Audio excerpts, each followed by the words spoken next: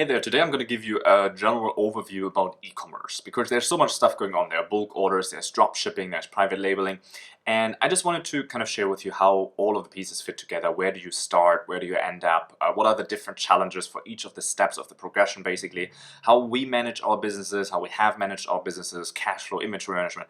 There's a bunch of stuff in here. I'm not going to keep you here too long, I promised, but I just wanted to kind of talk a bit general e-commerce to give you a little bit of an understanding of what's possible, of what the road that we've gone through.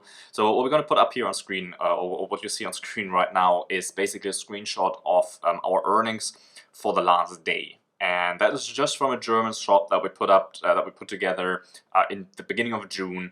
And we've crossed, that's euro, so it's 5,000 euro. That should be around 5,500, 5,600 US dollar that day in revenue. And I'm going to break that down in another video. Actually, I'm going to go over that in the next video. I'm actually going to break that down, how much profit and how much money to pay out you actually have on a six-figure month's drop shipping business. I'm going to share that with you because you'll be shocked how little that actually is. So you see all the guys here on YouTube sharing these big numbers. You'll see how those numbers shrink together once you put everything in consideration. So make sure you subscribe to this channel, hit the little bell, because we're gonna tackle that in the next video. Now, for this video, we've not always been there. We've not always been at the $5,000 days. That's not always been something that we did from the very beginning. Actually, when I just started e-commerce about 4 years ago, it was very, very different. So I started back then on Amazon, basically just buying products in bulk, blowing all the money that I had on inventory, kind of losing it all. But that was the way of starting things back in the day, I would say, in e-commerce. You would buy products, you put your own logo on it, put it up on Amazon, and then see what happens. And that's kind of what I did. Maybe it wasn't the way back then anyway, but that's what I did. So from that on, we've learned from so many mistakes. So we launched over 200 products on Amazon over time. Most of them failed and died and didn't do well anymore. But now there are multiple seven figures on Amazon. There are multiple seven figures in e-commerce. There are our own shops, our own brands, different countries, different products. So I wanted to go through kind of the progression with you. Like, where do you, if you have almost no money to your name, and you want to get started, and eventually you want to have a big e-commerce brand, like what's the progression to that? Where do you start? What do I see as the best way? So how we do it now, we're a bit smarter. We're not just blowing all our money on inventory. What we do now is that we start drop shipping. So if we want to go into a marketplace, we always go into that with the big goal in mind, right? So we go into that with the big picture, was like, we want to build a brand, we want to serve this kind of people, for example, triathletes, right? So we want to serve triathletes, and that's the big picture, what we want to do, and the products that we want to sell. How we always start this now is by not blowing money. So what we do is we always drop ship products. So we find a way to get to the audience. We find some products that we think will be the best fit, that we can create a funnel basically where we can drive people from advertisement into our product page, sell them something, acquire a customer profitably, and then over time sell them more stuff.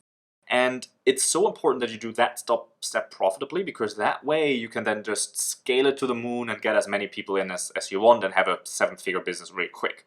However, there are certain steps to that and certain challenges that come at each stop, if you will. So the very first step is drop shipping. That's always what we start with.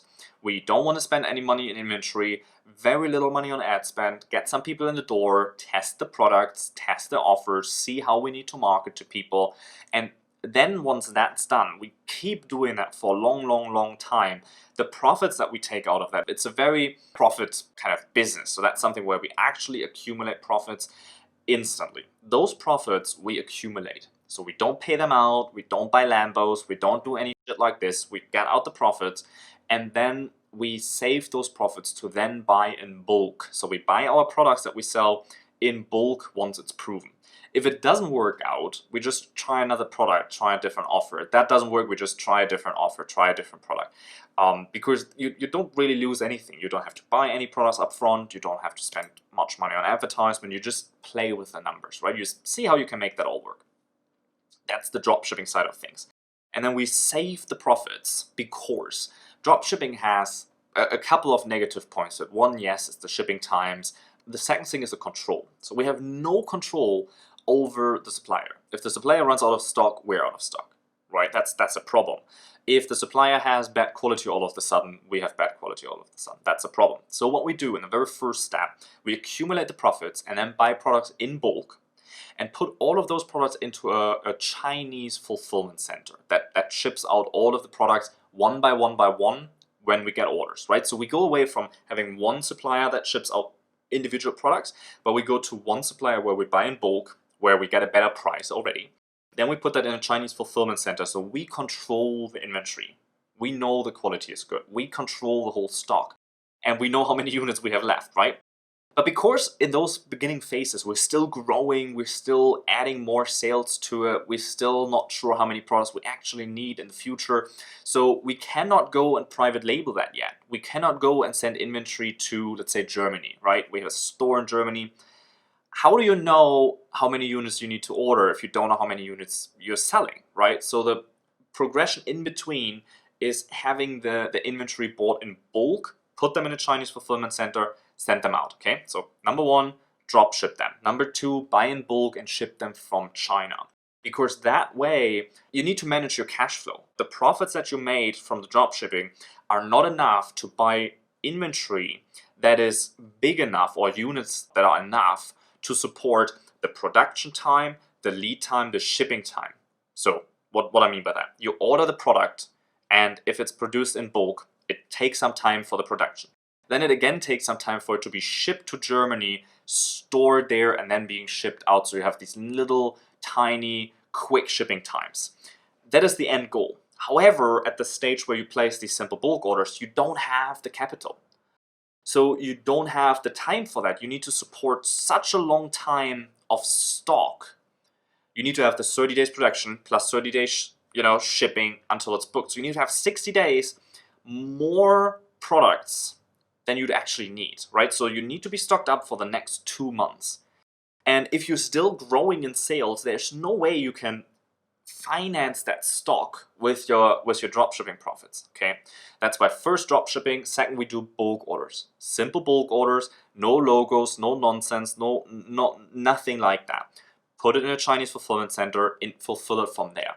Then we save those profits again. Once we have accumulated enough profits, and that's important, once we're at the stage where we kind of tapped out on sales, where we're in some sort of region where we're not doubling our sales every week anymore, but where we maybe have like a 10%, 20% growth rate that we can actually account for, at that stage, that's when we buy the private label products. That was when we put our logo on it. We sourced it already before. Like we do our logos and get samples, just so that we're ready when we need to be. And then once we got the money saved, then we buy stock. Then we buy inventory and ship it to Germany. Then we have a local fulfillment center that holds the inventory. And only then, and that might take 6 months, but only then do we offer 3-day shipping. Obviously, your conversion rates are flying through the roof at that point. You have 3-day shipping. We already figured out the right ads. We figured out the right message. We already get people in.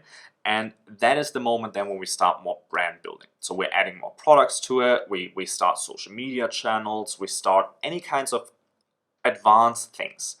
But that's only later.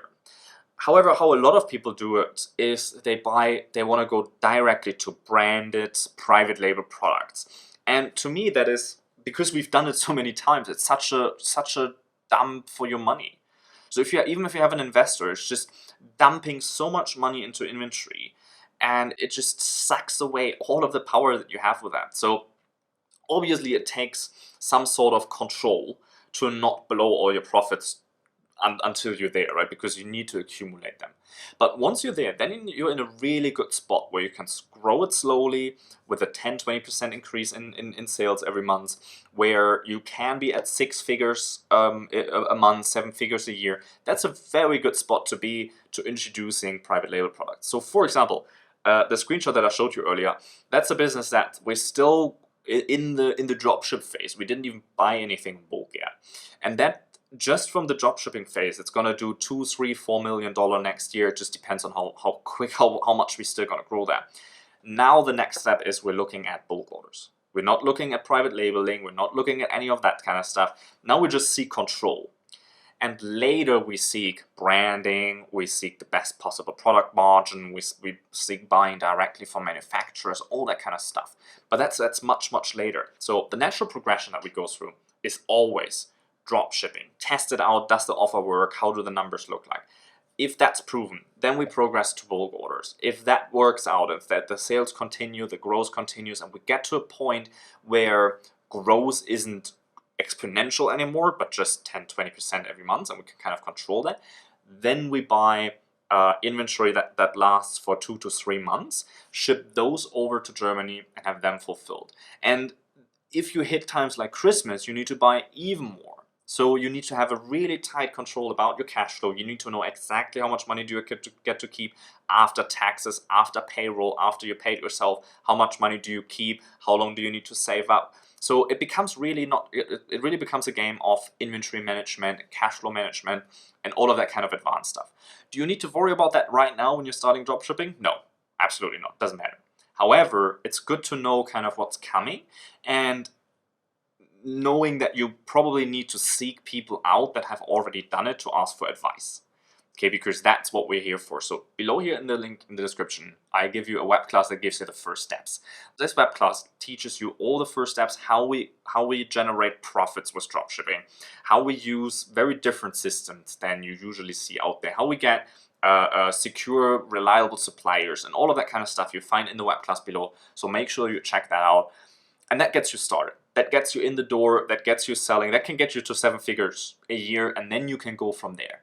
Like I say, we're not even thinking about private labeling until we have hit probably $5 million with that business. And as crazy as it sounds, this is the reality. And you don't need it. It's always going to be beneficial. It's always going to help you, absolutely. But you need to be able to get there. And this is just a natural progression that we take in our business, and something that I recommend anyone else who's starting in e-commerce. So I hope this was helpful to you. If you like this video, leave me a comment below. Let me know if something wasn't clear. Let me know your questions. Make sure that you like this video and hit the little bell when you subscribe, because that triggers that you're going to see more of my videos. If you don't hit the bell, YouTube is not going to show you that. It's going to show you some Taylor Swift videos or whatever instead, and that's not actually going to make you some money. So if you want to learn how to replace your income with e-commerce profits, definitely make sure to hit that bell, and I'm going to catch you in that web class just a couple of minutes. So see you there. Cheers.